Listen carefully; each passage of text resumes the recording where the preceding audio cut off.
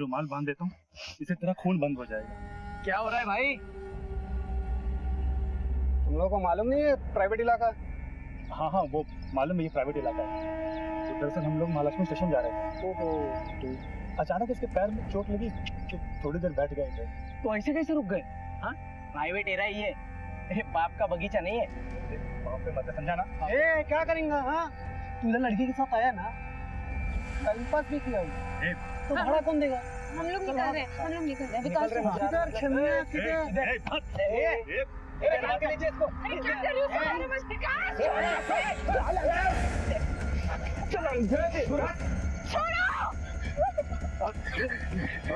अरे किधर है तुम लोग? इधर नया मार आया है, एकदम कट्टाल। हेलो, छोड़ो मुझे, छोड़ो। और दूंगा।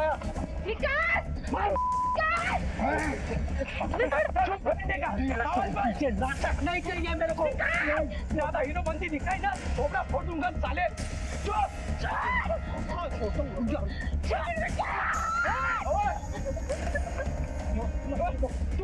तू बटे ले क्या? नहीं चाहिए। हाथ पकड़ी, क्या पकड़ी?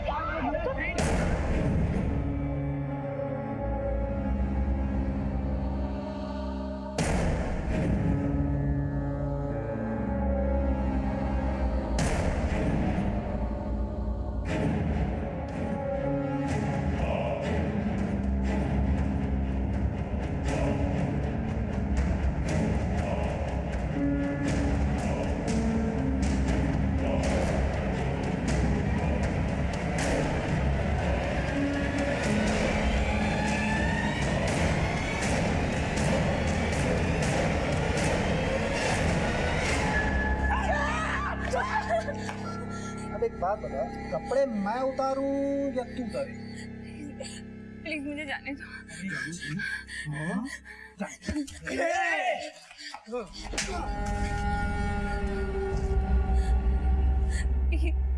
प्लीज मुझे जाने दो, प्लीज। देख, जितना बोलता हूँ चुपचाप, मत्था मत खराब कर ले। भाई तू उतार। ठीक है, ये शुभ काम भी मैं ही कर रहा हूँ। अरे देख तू नहीं, तेरे अंदर दम कितना है। विकास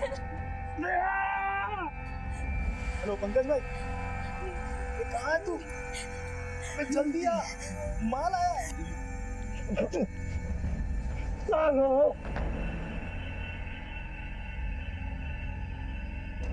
क्या रे आप?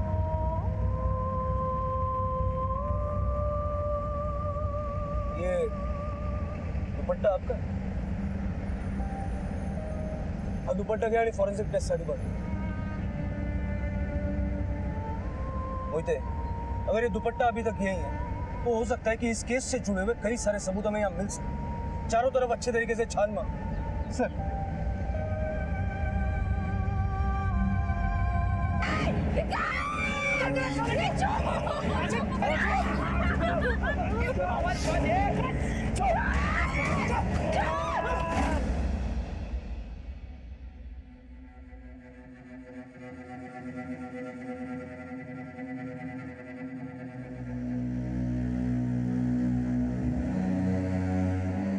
ये सारी चीजें कलेक्ट करो और फॉरेंसिक टेस्ट के लिए भेजो। सर।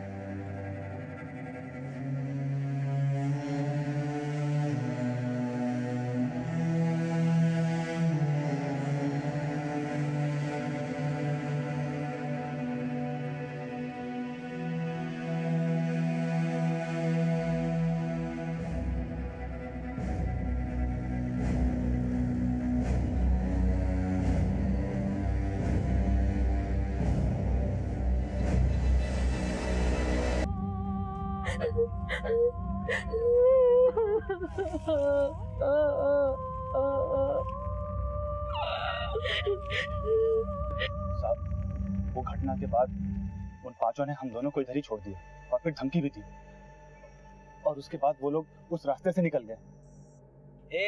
ये रोना धोना बंद कर, समझी? और जो बोल रहा हूँ ना, वो कान खोल के ध्यान से सुन।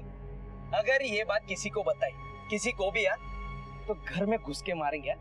नाम पता सब है हमारे पास, बाकी फोटो और वीडियो दोनों है।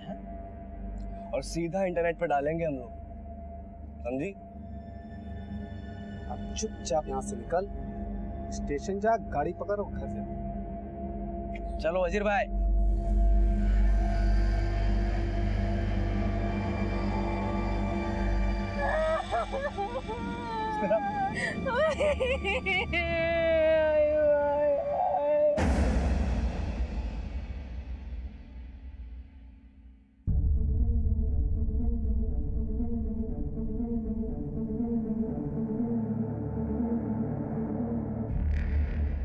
सर उन लड़कों का क्या करेंगे? हम खींचेंगे। वो लड़के भक्ति मिल्स के आसपास के, अपने आदमियों को काम पे लगाओ। 22 तारीख को फोटो जर्नलिस्ट का केस भी आया था। हाँ सर। हे, क्या कर रहे हो इधर? क्यों, क्या हुआ? वो केस क्राइम ब्रांच देख रही है। आई नो मोहिते, लेकिन एक ही जगह सिमिलर तरीका, सिमिलर वारदात। मुझे पूरा विश्वास है कि ये दोनों केस एक दूसरे से जुड़े हुए हैं। उन लड़कों में से एक भी हाथ में आ गया, जबान खींच के बाकी के नाम उगलवा लेंगे। क्राइम ब्रांच से भी इस केस की details share. Sir photo journalist के मामले के बाद पुलिस और प्रशासन दोनों सतर्क हो गए थे। इस केस की निंदा करने के लिए लोग सड़कों पर उतर आए थे। इंसाफ के लिए आवाजें उठने लगी। पुलिस पर लगातार दबाव बढ़ रहा था। एक ही जगह पर एक जैसे दो जघन्य अपराधों ने सबको सख्ते में डाल दिया। पुलिस के लिए इन दोनों केसेस को सुलझाना एक बड़ी चुनौती थी, जहां शायद अपराधी एक ही थे, लेकिन पुलिस बड़ी मुस्तैदी से इस केस को हल करने के लिए दिन रात जुटी हुई थी। पर इतना तो तय था कि पुलिस का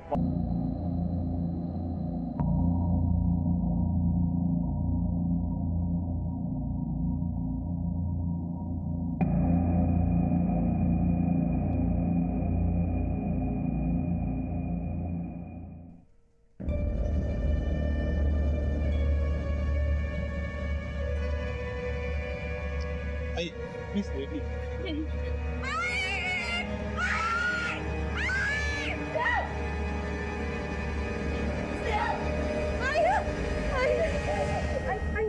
इस आदमी को बोला यहाँ से जाने को आई। ये डॉक्टर करे। यहाँ लेडी डॉक्टर नहीं है? जी बुलाइए।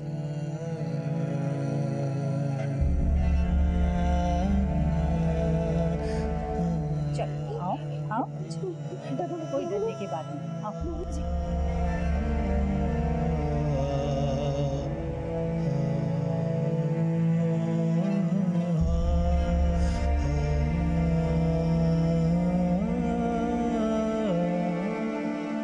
देखिए, इंसिडेंट को 1 महीना हो चुका है। शरीर पे इंजुरीज है, पर शारीरिक इंजुरी से ज्यादा मन को, I mean दिमाग को चोट लगी है।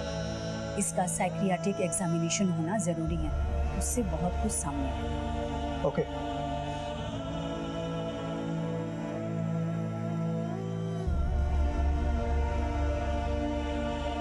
वो लोग जब मैं आंख बंद करती हूँ ना, तो सब मेरे आंखों के सामने आ जाते हैं।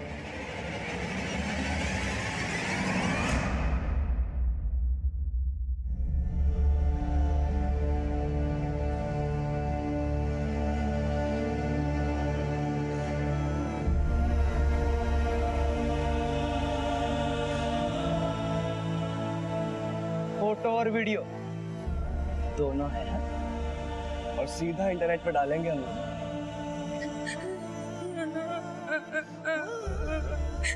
किसी अबला औरत की अस्मिता पर हमला करना हत्या से भी जघन्य अपराध है। ऐसी घटनाओं में मेडिकल एग्जामिनेशन घटना के 24 घंटों के अंदर हो जाना चाहिए, लेकिन स्नेहा के केस में ऐसा नहीं हुआ, जिसकी वजह से मेडिकल रिपोर्ट में गैंगरेप को साबित करने के कोई भी पुख्ता सबूत मौजूद नहीं थे। लेकिन शारीरिक दुष्कर्म का असर सिर्फ शरीर पर ही नहीं, बल्कि उससे कहीं ज्यादा औरत के दिल और दिमाग पर पड़ता है। अगर डॉक्टरी जुबान में कहें तो स्नेहा इस वक्त PTSD यानी कि पोस्ट ट्रॉमेटिक स्ट्रेस डिसऑर्डर से ग्रस्त है। ऐसे में इंसान हर पल अपने आप को लाचार, बेबस और हारा हुआ समझता है, डिप्रेसिव और हाइपर सेंसिटिव हो जाता है। साइकियाट्रिस्ट की टीम ने अपनी रिपोर्ट क्राइम ब्रांच को सौंप दी थी और क्राइम ब्रांच ने पूरी जिम्मेदारी के साथ इस मामले की बागडोर संभाल ली थी।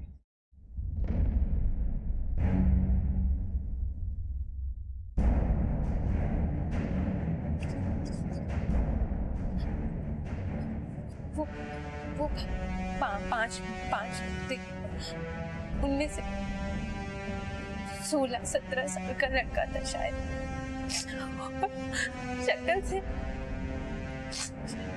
शक्ल से वो सब ना गुड देते। और उसके बाद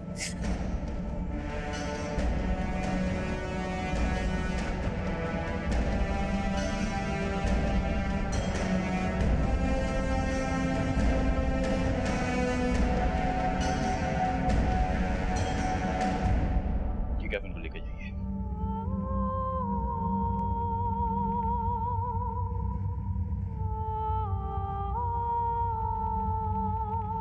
भक्ति मिल के पास में डिस्क्रिप्शन से मैच करते हुए जितने भी लड़के हैं सबको। पीड़ित लड़की सिर्फ एक लड़के का स्केच बनवा पाई थी। पुलिस ने भक्ति मिल्स के 2 किलोमीटर के दायरे में तकरीबन 150 लड़कों को टटोला और उनकी दिन रात की कोशिश से उन्हें आखिर कामयाबी मिल ही गई।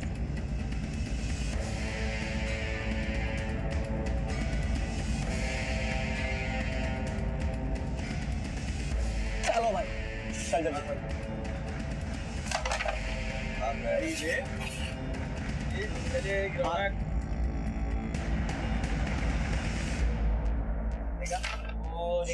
भाई भाई भाई एक कुछ काम है मुझे, कुछ काम याद आया।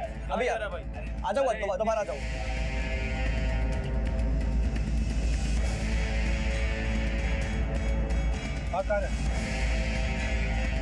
सब मैं कब भाग रहा था, मैं तो घर जा रहा हूँ।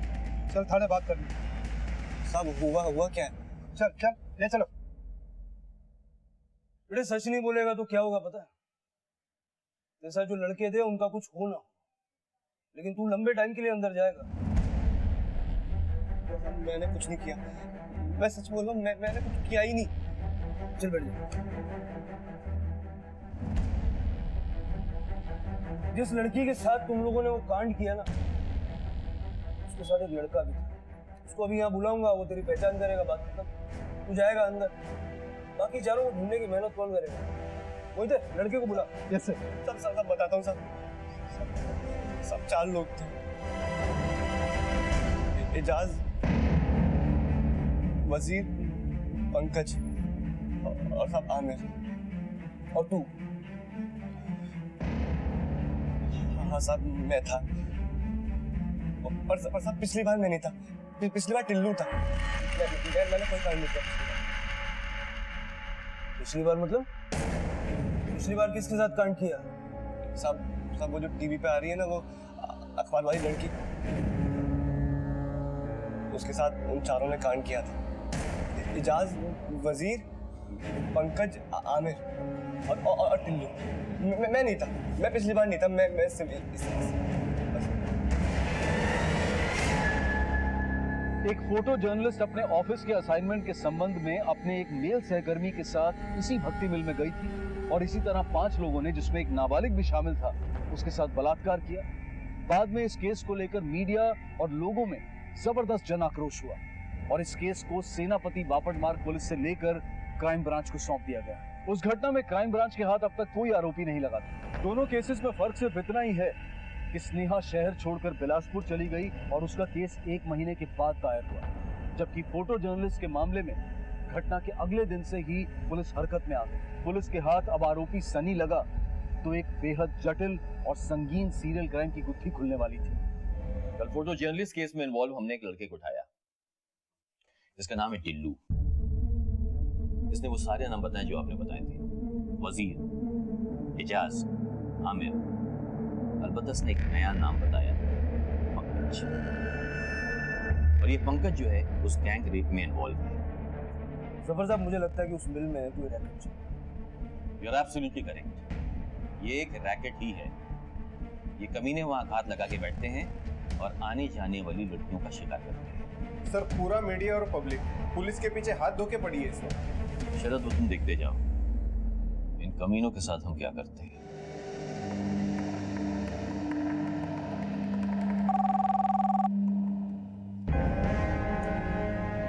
सलाम साहब, अफजल बोल रहा हूँ। बोलो अफजल, क्या खबर है? एजाज दिल्ली से आ गया साहब, जरीमारी खोली में।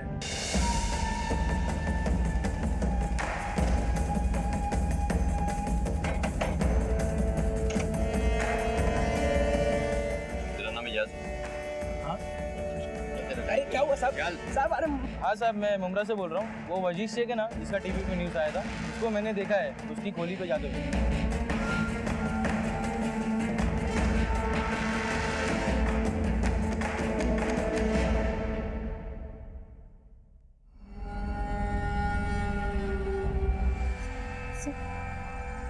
वो ऑरेंज टी शर्ट वाला लड़का और जिसने ब्लैक पैंट ग्रे शर्ट पहनी है, वो वाला लड़का। हाँ सर, वही दोनों है, बाकी इनमें से कोई नहीं है। सर, ये दोनों फोटो जर्नलिस्ट वाले केस में भी इन्वॉल्व थे। 3 मिलने अभी और बाकी है। उस रात बिलासपुर जाने के लिए विकास ने अपने मालिक से 1500 रुपए लिए थे। बिलासपुर में उसका दोस्त मनोज, उसकी मां सुमन, ये दोनों के बयान हमारे पास में है और ये दोनों बयान साबित करते हैं कि डर और बदनामी की वजह से ये दोनों मुंबई से बिलासपुर गए। जी सर। और हाँ, फोटो जर्नलिस्ट के केस को टीवी पे देखने के बाद और अपनी मां गायत्री के लगातार मुंबई आकर मिसिंग कंप्लेंट विड्रॉ करने के जिद से स्नेहा मुंबई आ गई और यहाँ आकर पीएसआई नम्रता के सामने उसने अपनी आपबीती सुनाई। सर, गायनाकोलॉजिस्ट और साइकियाट्रिस्ट के बयान से भी इस अपराध की पुष्टि होती है। शरद, हमारे पास में एक पुख्ता सबूत है। ये कॉल रिकॉर्ड। इन पांचों के मोबाइल 31 जुलाई और 22 अगस्त दोनों वारदात के वक्त भक्ति मिल में एक्टिव थे। उस दौरान इनकी लगातार आपस में बातचीत हो रही थी और ये एक दूसरे को बुलाकर इस जुर्म को अंजाम दे रहे थे। और तो और दोनों विक्टिम और उनके साथियों के भी फोन इस कंपाउंड के अंदर एक्टिव थे उस वक्त। सर, इन सारे अपराधियों की बैठक भक्ति मिल में होती थी। ये लोग भक्ति मिल से आने जाने वाली लड़कियों को अपना टारगेट बनाते। सर, लेकिन कई लड़कियों ने इस बात की कोई कंप्लेंट नहीं दर्ज कराई। यही तो मुश्किल है शरद। ऐसे हालात में अक्सर लड़कियां डर जाती हैं। स्नेहा भी डर गई, लेकिन उसने अपने आप को संभाल लिया। जर्नलिस्ट ने हिम्मत की और रिजल्ट सामने। जिस हैवानियत और प्री प्लानिंग के साथ में जुर्म को अंजाम दिया गया है, ऐसे दरिंदों को तो सिर्फ सजा नहीं होनी चाहिए, इन्हें सूली पे लटका देनी चाहिए। हमारी तो पूरी तैयारी है और कोर्ट के फैसले पे हमें पूरा भरोसा है। दोनों ही बलात्कार के केसेस इंतहाई नाजुक थे। सभी अपराधियों को पकड़ना बहुत जरूरी था क्योंकि न जाने और कितनी जिंदगियां खतरे में थी। पुलिस ने कमर कस ली थी और दिन रात काम में जुट गई थी। सारी मशीनरी हरकत में आ गई थी। जागरूक नागरिकों ने हिम्मत का प्रदर्शन किया और एक के बाद एक मिलती इंफॉर्मेशन से सिर्फ 3 दिनों में पुलिस ने सभी मुजरिमों को धर दबोचा। बलात्कार करता है, बलात्कार करेगा तो बलात्कार करेगा तो बात है। रेप करने का शौक है, रेप करने का। स्नेहा के साथ हुए जघन्य अपराध में कोर्ट का फैसला आ गया, लेकिन फोटो जर्नलिस्ट के मामले को भी मेनली इसी केस से जोड़कर देखा गया, हालांकि उसकी सुनवाई अलग से हुई। फोटो जर्नलिस्ट मामले में स्नेहा के केस का संज्ञान लेते हुए माननीय अदालत ने आरोपी आमिर, वजीर और पंकज को रिपीट ऑफेंडर्स यानी कि एक ही अपराध को बार बार करने वाला मानकर महिला अपराध से जुड़े नए कानून आईपीसी की धारा 376 ई के तहत मौत की सजा सुनाई। यह अपने आप में एक अप्रत्याशित फैसला था। नए कानून के तहत देश में दिया गया ये पहला जजमेंट था। और वहीं दूसरी तरफ जुवेनाइल जस्टिस बोर्ड ने दोनों नाबालिग आरोपियों सनी और टिल्लू को बाल अपराध से जुड़ी सबसे ज्यादा 3 साल की सजा दी। इस केस से जुड़े सभी अपराधी 5 दिनों के अंदर पकड़े गए और केस की चार्जशीट अपराध के 57 दिनों के अंदर कोर्ट में फाइल कर दी गई। इस केस में समाज की भूमिका भी काफी सराहनीय रही। यहाँ पुलिस को खबर उनके खबरियों से ज्यादा पब्लिक से मिली और स्नेहा जोशी और फोटो जर्नलिस्ट के अदम्य साहस को भी क्राइम पेट्रोल सलाम करता है। इसी विचार के साथ अब मैं अनूप सोनी आपसे विदा लेता हूँ। फिर मुलाकात होगी अगले एपिसोड में एक और चौंका देने वाले केस के साथ। तब तक अपना और अपने परिवार का ख्याल रखें और देखते रहें क्राइम पेट्रोल सिटी क्राइम्स। सबक एक को, सीख हम सबको। जय Hind. Crime petrol city crimes के आज के एपिसोड में आप सबका स्वागत है। ऊंची ऊंची इमारतों से सजा ये शहर मुंबई दुनिया की सबसे ज्यादा आबादी वाले शहरों में इसका शुमार होता है। पर न जाने क्यों ये शहर महिलाओं के लिए हमेशा से बेहद सुरक्षित माना जाता रहा है, लेकिन कुछ हादसे हमारे भरोसे की बुनियाद हिला देते हैं। मुझे हाथ मत लगाओ, पीछे मत आना मेरे। मेरी बात तो सुनना। मुझे कोई बात नहीं सुननी, मेरे पीछे मत आ। याद कर रही है, एक मिनट बात तो सुन ले मेरी। हाथ पकड़ के मेरे पीछे बता। स्नेहा मेरी बात तो सुन ले पहले। मुझे कोई बात नहीं सुननी। स्नेहा, पीछे। स्नेहा, मेरे को हाथ मत लगाओ। जिंदगी से बेतहाशा धड़के इन शहरों में आंखों के सामने से गुजरते दृश्य और अनजाने में सुने गए अल्फाज अपने अंदर न जाने क्या क्या रहस्य छिपाए रहते हैं। पर सच तो यह है कि बहुत कुछ होता रहता है इन भागते दौड़ते शहरों में, लेकिन पता तब चलता है जब घटनाएं अखबार की सुर्खियां बनकर आंखों में चुभने लगती। साल 2014 में मुंबई शहर में घटी चंद घटनाओं ने न सिर्फ मुंबई की बल्कि पूरे देश की नींद उड़ा दी थी। ये एक ऐसा हादसा था जिसने मुंबई की सेफ इमेज पर सवालिया निशान लगा दिया था। एक तरफ पैसा, पावर और आमची मुंबई पर गर्व करने वालों को शर्मिंदा किया था, तो वहीं दूसरी तरफ इंसानियत को भी कलंकित कर दिया था।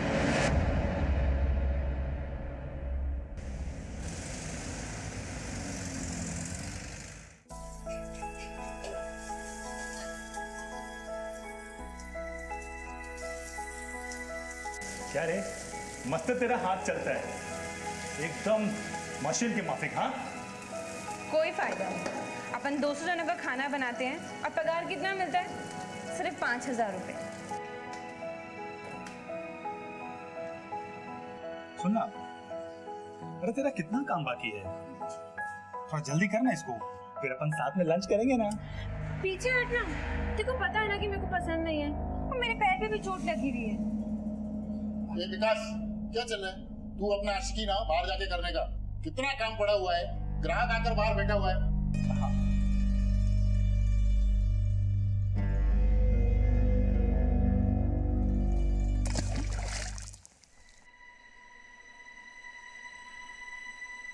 स्नेहा, वो मैं क्या बोल रहा था कि तू और मैं, I mean, मैं और तू, हाँ बोलना। अपन के दिल में कुछ है तेरे लिए। हाँ तो फिर मेरे को क्या बोल रहे हैं? मेरी आई को बोलना। क्या? अरे तू पागल हो गई क्या? मैं तेरी आई को बोलूंगा आई लव यू।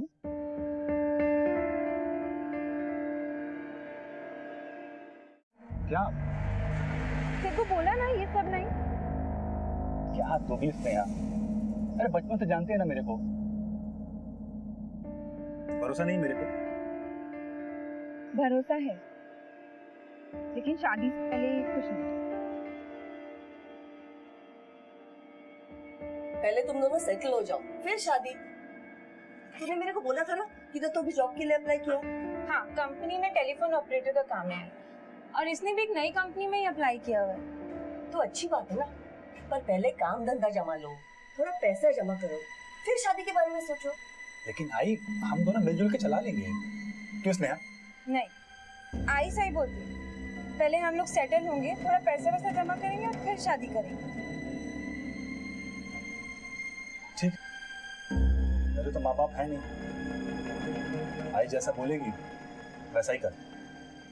आई, अगर कभी मेरा इंटरव्यू पास हो गया ना, तो सीधा कैटरिंग का काम बंद और नया काम चालू। फिर तो हम पैसे वैसे जोड़ेंगे ना। मैं कार्ड दिखाती हूँ। अरे सुन, तूने जिधर अप्लाई किया वो कंपनी अच्छी है ना? हाँ, लेकिन आई कंपनी छोटी है, पगार बहुत अच्छी है। आई, अच्छा आई, कल मैं और विकास ना काम के बाद ना इंटरव्यू के लिए जाएंगे, और फिर उसके बाद महालक्ष्मी के मंदिर। तो आते वक्त थोड़ा सा देर हो जाएगा, चलेगा ना? देवी के दर्शन के लिए जा रही है ना, जा जा, पर सुन थोड़ा जल्दी आना, काजी मत करना तुझे। हाँ आई।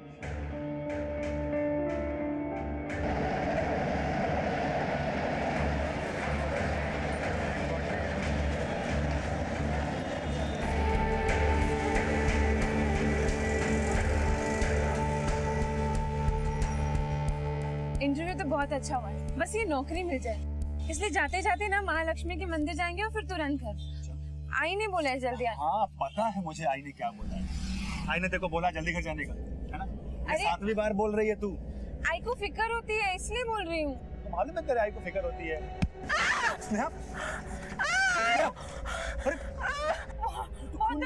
मुझे लग रहा है ना स्टेट स्कूल के पुराने। तेरे को बोला था देख के चलने का।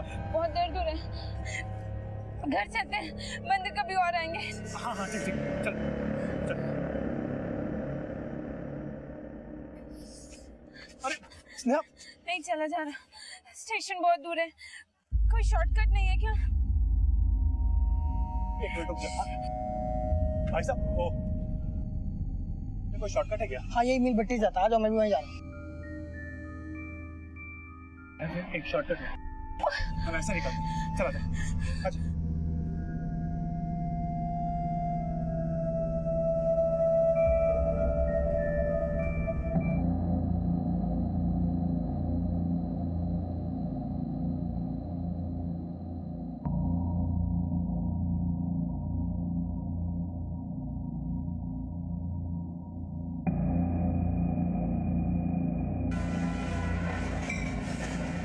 बहुत देर दूर है, चला भी नहीं जाए। हाँ, यहाँ पे थोड़ी देर बैठते हैं, फिर उसके बाद निकल जाएंगे। अच्छा इसे बैठ जाए। बहुत दर्द हो बस पास में स्टेशन, थोड़ी देर यहाँ बैठ कर उसके बाद निकलेंगे।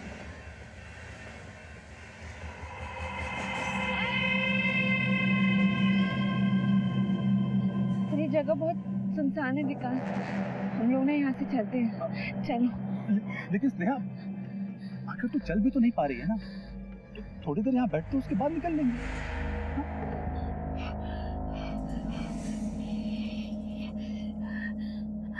बहुत दर्द हो रहा है।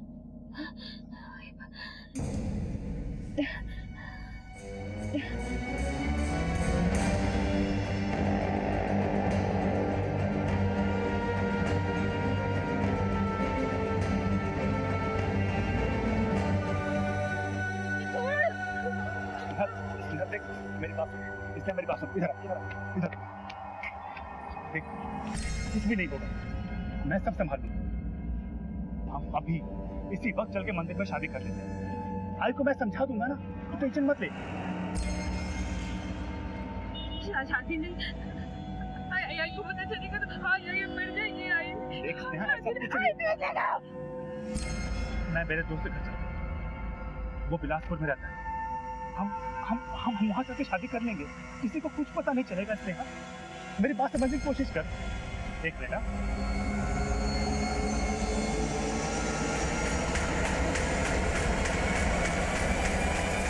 हेलो, हाँ माधव भाई, माधव भाई वो मुझे कुछ पैसे की जरूरत है, वो मुझे गांव जाना है क्योंकि बाबा बीमार है। ठीक है, ओके। मेरी माधव भाई से बात हुई है, वो घाटकोपर स्टेशन आ रहे हैं पैसे देने के लिए, और फिर वहां से हम लोग बेटी निकल जाएंगे और बिलासपुर की कोई भी गाड़ी पकड़ लेंगे। वहां मेरा दोस्त रहता है, हम चल के वहां पे शादी कर लेंगे। स्नेहा मैं सब, हाँ ऐसा कुछ नहीं होगा, मैं सब संभाल लूंगा।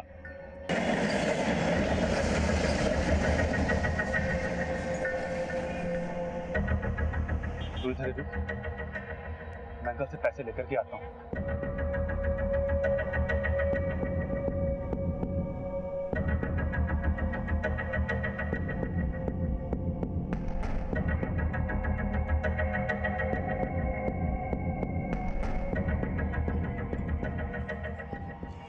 अंकल ने कुछ पैसे दिए, मैं तेरे लिए कपड़े लेकर के आता हूँ।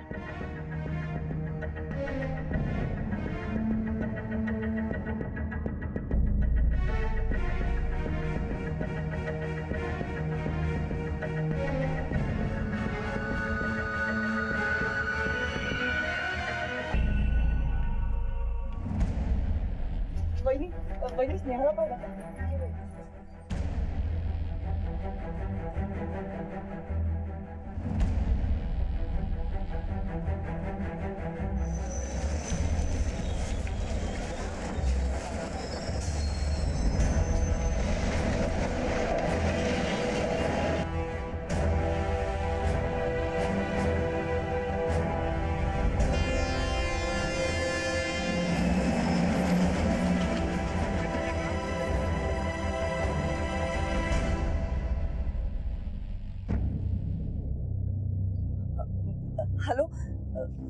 हेलो मैडम, मैं स्नेहा जोशी की माँ बात कर रही हूँ। वो कल आपके यहाँ पे इंटरव्यू के लिए आई थी ना?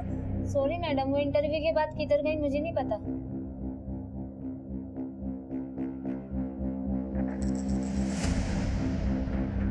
माधव जी, मैं स्नेहा की माँ बात कर रही हूँ। स्नेहा आई थी ना आपके पास कल? वो कल आई थी, लेकिन टाइम से थोड़ा जल्दी ही निकल गई थी। फिर कहाँ गई मुझे पता नहीं।